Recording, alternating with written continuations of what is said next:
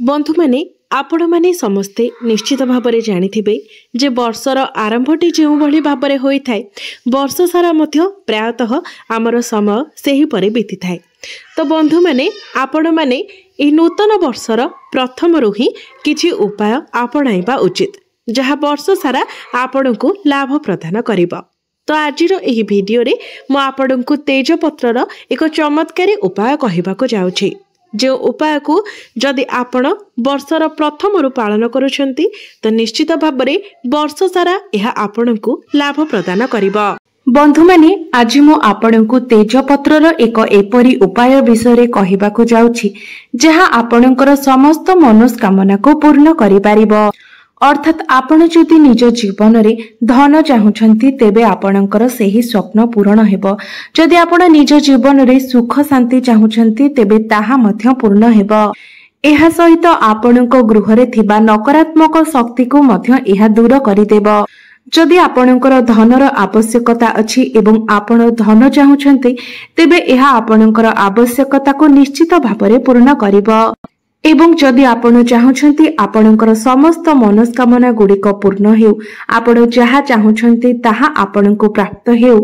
जेमिति कि जदि आपणकर विवाह रे विलंब हेउछि आपणको चाकरी मिलि पारु नाही जदि आपणकर व्यापार वाणिज्य रे आपणको क्षति सहिबाको पडुछि तो आपणको व्यापार रे लाभ मध्य प्राप्त हेबो। आपणकर जे कोनोसी प्रकारर मनोस्कामना हेउ ताहा आपणकर पूर्ण हेबो।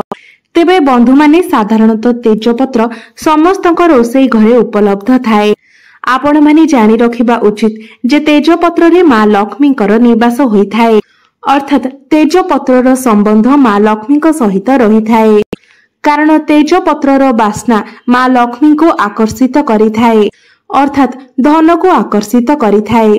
तेबे बंधु माने आजिर भिडियो रे मो आपण माननकु तेजपत्रर जो उपाय विषय कहिबाको जाउछि ताहा अत्यंत सरल अटे एवं प्रत्येक दिन आपणको एही उपाय को पालन करिवार अछि। तेबे आजिर एही भिडियो रे मो आपणको 4 रु 5 टी उपाय विषय कहिबाको जाउछि। तेबे बंधु माने प्रथम उपायटी हेउछि आपणको प्रत्येक दिन गोटे लेखाए तेजपत्र जळाइबार अछि। तो प्रत्येक दिन संध्या समय आपण गोटे तेजपत्र जलांतु एवं सेथिरि धुआं बाहरे ताको आपण संपूर्ण घरे बुलांतु। एपरि करिबा द्वारा आपणको गृह रे थिबा समस्त नकारात्मक शक्ति गुड़िक आपणको घरु बाहरी जाय थाए। एहा द्वारा आपणको गृह रे सुख समृद्धिर वृद्धि हेबो। मात्र मने रखिबे आपणको केवल गोटे मात्र पत्र जळाइबार अछि। आपणको प्रत्येक दिन संध्या समय केवल गोटे मात्र पत्र आपणको गृह रे जलाई तार धुआं को संपूर्ण घरे बुलाइबार अछि। तेबे आउ गोटे कथा मने रखिबे जे आपण सेही पत्र को कोनोसी एक जगह रे जळाइबे जेमिति कि कोनोसी प्लेट रे हेउ किंबा कोनोसी गिन्ना रे हेउ किंतु आपण भूमि ऊपर पत्र को जळाइबे नाही। एवं पत्रटी जळी सारिला परे जे पाउंस बाहरिबो ताहाको आपण बाहरे नै उड़ाई देबे। द्वितीय उपायटी हेउछि जदि आपणको लागुछि जे आपणको गृह रे सर्वदा धनजनित समस्या लागि रहुछि आपणको घरे सर्वदा पैसार अभाव देखा देउछि आपणको पैसार बहुत आवश्यकता रहिछि आपण केउठारे चाकरी करिसेंती किंबा व्यापार वाणिज्य करुछंती मात्र सेथिरे भी आपणको आपणकर आवश्यकता अनुसार पैसा मिलि पारु नाही तो आपण गोटे तेजपत्र नियंतु एवं देखिबे पत्रटी जेमिति संपूर्ण रूप रे निखुण थिबो फटा किंबा चिरा होई नथिबो। तापरे सेही तेजपत्रटी को आपण निज पर्स रे रखंतु किंबा आपण जेउठारे निजर धन को संचित करके रखुछंती आपणकर लकर रे तेजपत्रटी को नै रखि दियंतु। एपरि करिबा द्वारा आपणको मां लक्ष्मीकर आशीर्वाद प्राप्त होई थाए। मां लक्ष्मी आपणको घर को आकर्षित होई आसीथांती एवं आपणको गृह रे धनजनित समस्या धीरे धीरे दूर होई जाय थाए। आपणकर पर्स किंबा लकर केबे भी खाली होई न थाए। तृतीय उपायटी हेउछि जदि आपणको गृह रे किछि वास्तु दोष अछि किंबा आपणको गृह उपरे कोनोसी कला जादूर प्रभाव रहिछि तो बंधु माने जो गृह उपरे कला जादूर प्रयोग होता है से गृह उन्नति रोकी ही जाए एवं घरर सदस्य मानक नाना प्रकार बेमारी होता है। जदि आपण डॉक्टर को पाखक जाइथांती तो रिपोर्ट रे सबकिछि ठीक बाहरी थाए परंतु आपणकर देह सर्वदा असुस्थ रही थाए एवं जदि गृह रे कोनोसी प्रकार वास्तु दोष थाए तेबे ताहा प्रभाव रे मध्य एपरि होइथाए। तेबे एही सबु समस्या मुक्ति पाइबा पाई आपनकु प्रत्येक दिन राति रे सोइबा पूर्वरु तेजपत्र सहित कर्पूर को जलाइबार अछि। प्रत्येक दिन सोइबा पूर्वरु जदि आपण गोटे प्लेट रे गोटे तेजपत्र एवं गोटे कर्पूर को रखी जलांती एवं तार धुआं को घरे बुलांती तेबे एहा द्वारा आपणको गृह रे होइथिबा कला जादूर प्रभाव कम हो जाय थाए। आपणको घरर जेउठारे भी आपणको लागुछि जे एही जगारे नकारात्मक शक्तिर प्रभाव रहुछि सेही जगारे आपण एहाको जलाई दियंतु। एबे आसंतु जानिबा चतुर्थ उपायटी विषय रे। बंधु माने आमर मनस्कामना को आमर कथा को आमर भावना को भगवान को निकट रे पहुंचाइबा पाई तेजपत्र एक माध्यम परि कार्य करि थाए। मां लक्ष्मी को पर्यंत आमर प्रार्थना को तेजपत्र पहुंचाइबारे सहायता करि थाए। अर्थात आपणकर जो भी मनस्कामना रही ताहाको ईश्वरक निकट रे पहुंचाइबा पाई तेजपत्र आपणको संपूर्ण रूप रे सहायता करि थाए। तो बंधु माने आपणको मन रे जहा भी किछि मनस्कामना रही आपण गोटे भल तेजपत्र नियंतु जेपरि ताहा चीरा किंबा फटा होई नथिबो संपूर्ण निखुण तेजपत्रटीए एवं बड़ आकारर तेजपत्रटीए आपण नियंतु। ता उपरे आपण लाल पेन रे आपणकर मनस्कामना को लिखि दियंतु। धरंतु जेपरि आपणकर जदि धनर आवश्यकता रही तो आपण ता उपरे लेखंतु जे मते धनर आवश्यकता रही। एहाकु लेखि सारिला परे आपण निज मन रे चिंता करंतु जे चतुर्दिगरु आपणक पाखको धन प्रवाहित हेउछि। आपणक पई धन रोजगारर अनेक बाट खोली जाइछि। आपणको चतुर्दिगरु धन आगमन हेउछि। मो उपरे धनर वर्षा हेउछि। एपरि भाबरे 5 मिनिट पर्यंत आपणको मन रे भाबिबार अछि। आपणको भितरे एहा भितरे जो भी भाइब्रेशन हेबो ताहा जेमिति संपूर्ण रूप रे पॉजिटिव भाइब्रेशन हेबो। तो आपणको संपूर्ण रूप रे ध्यान लगाई एहा भाबिबार अछि जे मो पाखको चतुर्दिगरु धन आसुछि। मो एक भाग्यवान व्यक्ति। मो उपरे धनर वर्षा हेउछि। मां लक्ष्मीकर कृपा सर्वदा मो उपरे रहिछि। आपणको संपूर्ण मन मध्यरु एपरि भाबरे भाबिबार अछि। एहीपरि भाबरे 5 मिनिट भाबिबा परे आपण सही तेजपत्र को कर्पूर सहित एक प्लेट रे जलाई दियंतु। तापरे ताको आपण निज घर उपर छात उपर को नै सेठारे उड़ाई दियंतु। एपरि करिबा द्वारा आपणकर मनस्कामना निश्चित भाबरे पूर्ण हेबो। सेहीपरि भाबरे जदि आपण चाहुचंती जे आपणक जीवन रे सुख शांति फेरी आसु आपणक जीवन रे चलीथिबा स्ट्रेस चिंता ए सब दूर हो जाऊ तेबे ताहाको मध्य तेजपत्र रे आपण लिखिबे जे मते चिंता एवं स्ट्रेस रो आवश्यकता नहीं। याको लेखिला परे आपण सेहीपरि 5 मिनिट जाय भाबिबे जे मो एक शांतिपूर्ण जीवन बंचुछि। मो जीवन रे अनेक शांति रहिछि आध्यात्मिकता रहिछि। मो जीवन रे कोनोसी प्रकारर चिंता नाही। एही परि भाबरे आपण पॉजिटिव थिंकिंग नै 5 मिनिट पर्यंत भाबिबे। तापरे सेही परि कर्पूर सहित तेजपत्रटी को जलाई तार पाउंस को नहीं आपण छात उपरे उड़ाई देबे।